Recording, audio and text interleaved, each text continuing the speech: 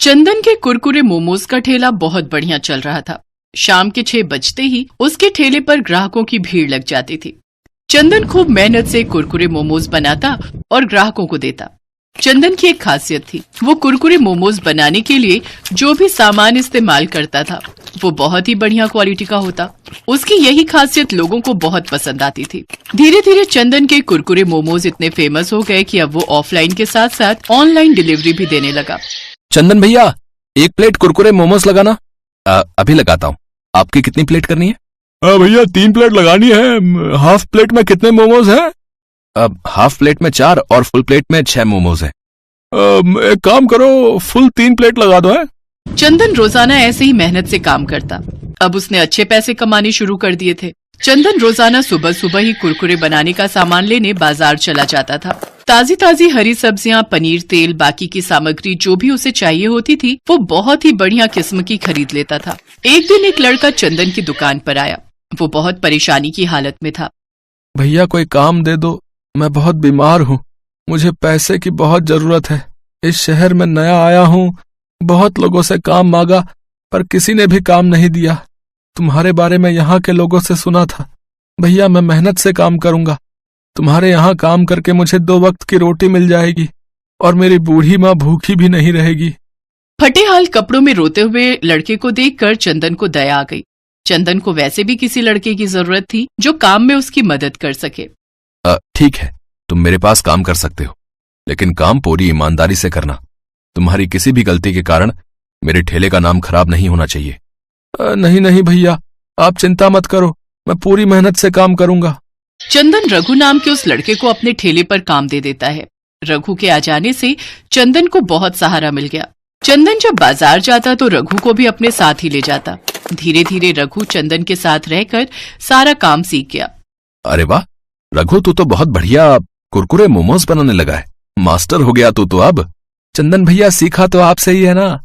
उस दिन जरूरत पर आप मेरी मदद ना करते तो आज मैं और मेरी माँ दर दर की ठोकरें खा रहे होते। रघु, जो मेहनत करते हैं, ईमानदारी से काम करते हैं, उन्हें भगवान कभी भूखा नहीं रहने देते। तुम ईमानदारी के रास्ते पर चलोगे तो हमेशा सफलता ही मिलेगी। चल अब जल्दी जल्दी मोमोज की प्लेट लगा, ग्राहक खड़े। हम यूं ही बातों में लगे रहे तो ग्राहक वापस लौट जाएंगे। अरे भैया ऐसा कैसे हो सकता है कि आपके ठेले से कोई ग्राहक बिना मोमोज खाए ही वापस लौट जाए। ये लीजिए भैया, आपकी 2 फुल प्लेट। नमस्ते चंदन भैया, कैसे हो? मैंने तुझे मना किया था ना, मेरे ठेले के आसपास भी मत फटकना। फिर तू यहाँ क्या करने आया? अच्छा, तो नया लड़का रख लिया, बहुत सही है।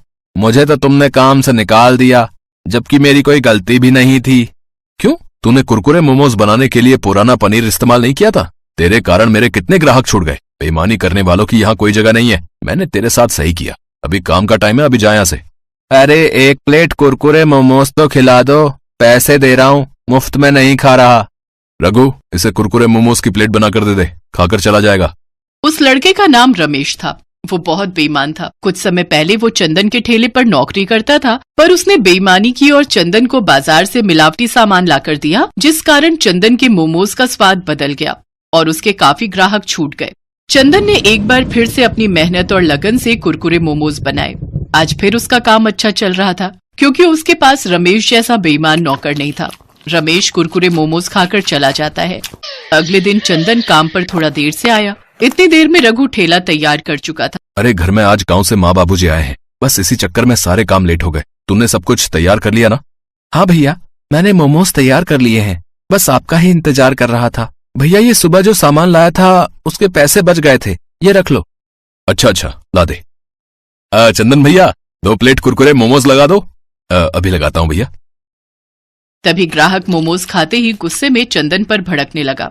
क्या बात है चंदन भैया, कुरकुरे मोमोज बनाने भूल गए हो क्या? कैसा सा स्वाद है ये? मोमोज तो कड़वे हैं। कड़वे मोमोज? ऐसा कैसे हो सकता है? मैं देखता हूँ, ऐसी गलती तो कभी नहीं होती। चंदन जैसे ही मोमोज का टुकड़ा खाता है वो तुरंत थूक देता है। मोमोज सच में बहुत कड़वे थे। सारे ग्राहक गुस्से में वहाँ से चले गए। उस दिन चंदन का बहुत नुकसान हुआ। रघु, आज तो मोमोज तूने बनाए थे ना, फिर ये कड़वे कैसे हो गए? ये बात समझ में नहीं आ रही। देख, मैं तुझ पर गुस्सा नहीं करूंगा, मुझे सच सच बता कि आखिर ये सब कैसे हुआ।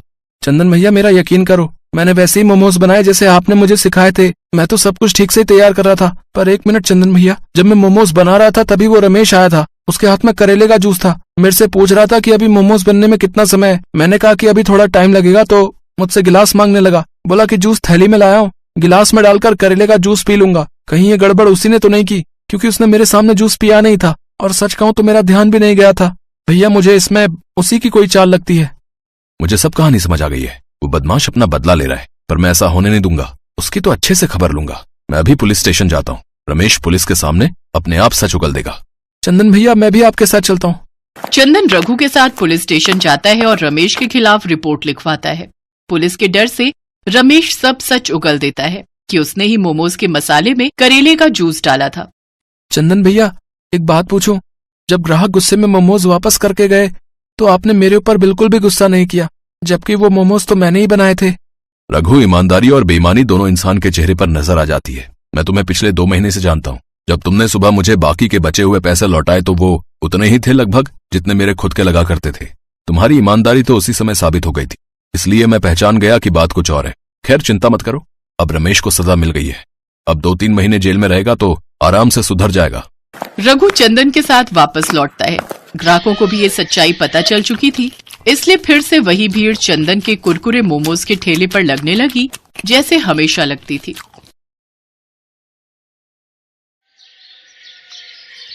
ये कहानी है जग्गी पकौड़े वाले की। जग्गी की पत्नी सीमा और जग्गी दोनों मिलकर पकौड़े बेचा करते हैं। जग्गी के पकौड़े लोगों के बीच काफी प्रसिद्ध हैं। जो एक बार उसकी दुकान में आता है वो बार बार आना चाहता है। पकौड़े खा लो, पकौड़े, गर्मा गर्म पकौड़े, प्याज के पकौड़े, आलू के पकौड़े, मिर्ची के पकौड़े। एक बार खाओगे बार बार आओगे। राजू और उसके दोस्त दिनकर को आज पकौड़े खाने का मन हुआ तो वे नुक्कड़ के पकौड़ों की सबसे फेमस दुकान यानी जग्गी पकौड़े वाले की दुकान की ओर बढ़ चले। आज सही समय पर निकले हम दोनों, नहीं तो जब तक जग्गी की दुकान पर पहुंचते थे उसकी दुकान के सारे पकौड़े खत्म हो जाते थे। आज तो जमकर पकौड़े खाऊंगा। जग्गी के मिर्च वाले पकौड़े तो इतने स्वादिष्ट होते हैं भाई कि क्या बताऊं यार। एक बार मेरी बीवी मुझसे नाराज चल रही थी, उस रोज मैं उसके लिए जग्गी के पकौड़े ले आया। अरे राजू भाई, क्या बताऊं, एक वो दिन है और आज का दिन है। मेरी बीवी मेरे से ऊंची आवाज में बात तक नहीं करती। नाराज होना तो छोड़ ही दो। राजू और दिनकर बातें करते हुए जग्गी की दुकान के बिल्कुल नजदीक पहुंच गए थे। तभी उन्हें दूर से जग्गी की दुकान पर भारी भीड़ दिखाई दी। अरे दिनकर भाई, कहीं आज भी हम लोग लेट तो नहीं हो गए? देख रहे हो जग्गी की दुकान के बाहर लोगों की भीड़। दिनकर दुकान की ओर देखता है, लेकिन एक बात उसे अजीब सी लगती है। उसने देखा कि दुकान के बाहर जितने लोग थे लगभग सभी के हाथ में डंडे थे, कुछ ने पत्थर भी उठा रखे थे। अरे राजू भाई, भीड़ तो दिख रही है, लेकिन भीड़ में लोगों ने डंडे और पत्थर क्यों उठा रखे हैं? कहीं कोई गड़बड़ है क्या?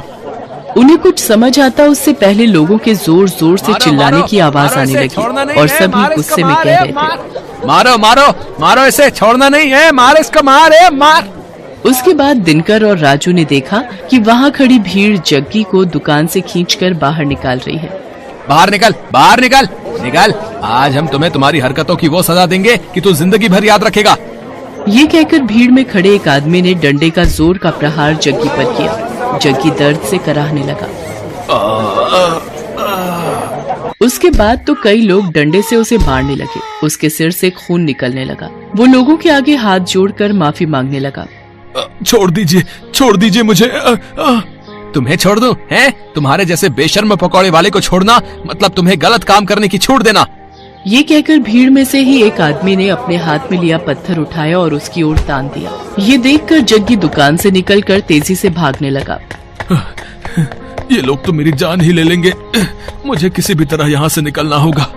जग्गी आगे आगे भाग रहा था और गुस्साई भीड़ उसके पीछे। राजू और दिनकर को अभी भी समझ नहीं आ रहा था कि आखिर ऐसा क्या हो गया कि लोग जग्गी के पीछे पड़े हैं। लोग उसे बेशर्म पकौड़े वाला क्यों कह रहे हैं? लोगों के इस तरह जग्गी पर भड़कने का कारण समझने के लिए कुछ समय पीछे जाना पड़ेगा। 410, 430, 490, 500। आज की कमाई 500। अगर इसी तरह कमाई होती रही तो तेरे लिए चांदी की पायल बनवा दूंगा। अजी मुझे पायल वायल नहीं चाहिए। क्यों, क्या हुआ? हमेशा तो गहने की रट लगाए रहती है। हाँ, गहने मुझे चाहिए, लेकिन ईमानदारी के पैसे से। अरे तो मैं कौन सा स्मगलिंग कर रहा हूँ? ईमानदारी से ही तो पैसे कमा रहा हूँ। देखिए जी, ये आपको भी पता है आप कैसे पैसे कमा रहे हैं। पकौड़ों को बनाने के लिए आप क्या करते हैं, अगर किसी को पता लग गया ना तो फिर बवाल हो जाएगा, कोई आपको छोड़ेगा नहीं। अरे तू चुपचाप रह, फालतू की बड़बड़ मत कर। मुझे जैसे बेचना है पकौड़े मैं वैसे ही बेचूंगा। जग्गी बहुत ही बेशर्म इंसान था। वो पकौड़े तो बेचता था लेकिन बहुत ही गंदे तरीके से। वो पकौड़े के गोलों को पहले अपने गंदे बगल के तले दबाता और फिर पकौड़ियां तलता। उसे ये सब करने में बहुत मजा आता था। ये हो गए पकौड़े के गोले तैयार। अब इसे दबाता हूँ अपने गंदे बदबूदार बगल के तले। ये लो, ये दब गया। अब इसे डालता हूँ कढ़ाई में। ये कहकर उसने पकौड़ों को कढ़ाई में डाला। कढ़ाई से निकलने के बाद उसने पकौड़ों की ओर गौर से देखा और मन ही मन मुस्कुराते हुए बोला, ये लो, ये हो गए मेरे असली पकौड़े तैयार। सीमा, मुझे और बेसन दे, मुझे पकौड़ों के और गोले बनाने हैं। सीमा अपने पति को हर दिन ये गंदी हरकत करते देखती और उसे टोकती, लेकिन वो अपनी बेशर्मी से बाज नहीं आता था। अरे ये तो क्या हर दिन चिक चिक करती रहती है, हैं? क्या करती रहती है? मैं कोई गलत नहीं कर रहा। ये तो किताबों में लिखा है कि पसीने की कमाई का मोल ही अलग है, और मैं तो पसीने की ही तो कमाई कर रहा हूँ। मेरे बगल के, यानी मेरे बगल के पसीने की कमाई। अरे वही तो पकौड़ों में स्वाद भर देते हैं और लोग बार बार हमारी दुकान में आते हैं। ले तू भी खा मेरी पसीने की कमाई के पकौड़े। मुझे नहीं खाने आपके पकौड़े, लेकिन मैं अब भी कह रही हूँ आप ये बेशर्मी छोड़ दीजिए, नहीं तो ये एक दिन आप पर ही भारी पड़ेगी। लेकिन जग्गी पर अपनी बीवी की बातों का कोई प्रभाव नहीं पड़ता। वो अपनी बेशर्मी जारी रखता और अपने ग्राहकों को जो उस पर इतना विश्वास करते थे उन्हें पसीने से सने गंदे पकौड़े देता। समय इसी तरह बीत रहा था और जग्गी की बेशर्मी भी जारी थी। इस बीच सीमा गर्भवती हो गई। सीमा बहुत खुश थी। जग्गी भी ये खबर सुनकर बहुत खुश था। वाह सीमा वाह, देख रही हो भगवान की कृपा कैसे भर भर कर बरस रही है हम पर। हाँ देख रही हूँ, तभी तो आपको कहती हूँ अब तो वो काम छोड़ दीजिए, अब हमारा बच्चा आने वाला है। अरे तो फिर से शुरू हो गई। तुझे क्या दिक्कत है, हैं? क्या दिक्कत है मेरी तरक्की से? कभी कभी तो लगता है कि तुम मेरी सबसे बड़ी दुश्मन है। एक बार फिर से जग्गी ने अपनी पत्नी सीमा को चुप करा दिया और अपनी बेशर्मी में लगा रहा। लेकिन वो कहते हैं ना कि गलत काम कितनी भी चतुराई से आप करें, एक न एक दिन आपका भेद खुल जाता है और फिर उसके बाद आपको उन सारे पुराने गुनाहों का भी हिसाब देना होता है जो आपने किया होता है। एक दिन की बात है, जग्गी पकौड़े बनाने के लिए पकौड़ों के गोलों को अपने बगल के नीचे दबा रहा था और धीरे धीरे कढ़ाई में डाल रहा था। तभी दूर खड़े एक आदमी की नजर उसकी इस हरकत पर गई। अरे ये पकौड़ी वाला जग्गी क्या कर रहा है भाई? है? अरे छी छी छी छी छी, मुझे तो उल्टी आ रही है इसकी इस हरकत को देखकर। उसने चुपके से जग्गी का वीडियो बना लिया और फिर उसकी दुकान पर गया। ओए जग्गी, तू तो बड़ा बेशर्म है? तुम्हारे ग्राहक तुम पर इतना भरोसा करते हैं और तू उन्हें गंदे पकौड़े खिलाता है? गंदे पकौड़े? ये आप क्या कह रहे हैं भाई? ज्यादा भोले मत बन और सच सच बता, तू पकौड़ों को तलने से पहले उसे अपने बगल के नीचे दबाता है ना? छी छी छी छी, ये आप क्या कह रहे हैं साहब? भला ऐसा कौन करता है? मैं तो पूरी सफाई से अपना काम करता हूँ। क्यों सीमा, बताना साहब को। सीमा ने जग्गी की बात का कोई जवाब नहीं दिया, बस अपना सिर नीचे झुका लिया। वो ग्राहक समझ गया कि जग्गी इस तरह उसकी बातों को नहीं मानेगा। उसने जो वीडियो बनाया था वो वीडियो उसने लोगों को भेजना शुरू कर दिया। जिसने भी उस वीडियो को देखा उसे उबकाई आने लगी। छी छी छी, बाप रे, मैंने भी तो इसके यहाँ के पकौड़े खाए थे। वो ऐसे पकौड़े बनाता है? इस तरह से तो वो लोगों की सेहत से खिलवाड़ कर रहा है। वो वीडियो 1 से 10, 10 से 100 और 100 से फिर लाखों लोगों तक पहुंचकर वायरल हो गया। उस वीडियो को देखकर सभी को बहुत गुस्सा आया और गुस्से में वे सभी जग्गी की दुकान पर डंडे और ईंट पत्थर लेकर पहुंच गए। आज छोड़ना नहीं इसको, इसकी सारी बेशर्मी आज हम निकाल देंगे, मार देंगे इसे। हाँ, आखिरकार लोगों ने उसे पकड़ लिया। एक बार फिर से सभी उसकी पिटाई करने लगे। तभी उसकी पत्नी सीमा भागती हुई वहां आई और लोगों के आगे हाथ जोड़ते हुए उसने कहा, मैं जानती हूँ कि इनकी गलती माफ करने के लायक नहीं है। इन्होंने आप लोगों के विश्वास का खून किया है, आप लोगों की सेहत के साथ खिलवाड़ किया है, लेकिन आप लोग इन्हें मार देंगे तो मेरा बच्चा जो अभी मेरी कोख में है उसके सिर से पिता का साया उठ जाएगा। भगवान के लिए मेरे कोख के बच्चे पर रहम कीजिए और इन्हें छोड़ दीजिए। एक गर्भवती औरत की गिड़गिड़ाहट को सुनकर लोगों का दिल पसीज गया और उन्होंने इस वादे के साथ जग्गी की जान बख्शी कि भाई कान खोल के सुन लो, हम तुम्हें छोड़ तो रहे, लेकिन अब कभी इस तरह और इस जगह पकौड़े ये नहीं बेचेगा। इसे ये जगह छोड़नी होगी। सीमा ने उनसे वादा किया। जग्गी को वो जगह छोड़नी पड़ी। जग्गी को बार बार उसकी गलतियों के लिए आगाह किया जा रहा था, लेकिन वो अपनी आदत से बाज नहीं आ रहा था और एक दिन उसी आदत के कारण न सिर्फ उसकी जान पर बनाई बल्कि उसे अपनी वो जगह भी छोड़नी पड़ी जहाँ उसकी दुकान बहुत चलती थी। आज जग्गी जहाँ भी अपनी दुकान लगाने की कोशिश करता है, उसके पुराने कर्म उसकी राह में आ जाते हैं। अब उसे अपनी करनी पर बहुत दुख होता है, लेकिन वो कहते हैं ना कि अब पछताए होत क्या जब चिड़िया चुग गई खेत। Best buddies. Hello friends, Thanks for watching this video. अगर आपको ये वीडियो पसंद आया है तो प्लीज लाइक, सब्सक्राइब, कमेंट्स करें इस वीडियो पर, और हाँ, शेयर करना भी ना भूलें। और भी मजेदार वीडियो देखने के लिए नीचे दिए गए बेल आइकॉन को दबाएं। देखते रहिए बेस्ट बडीज।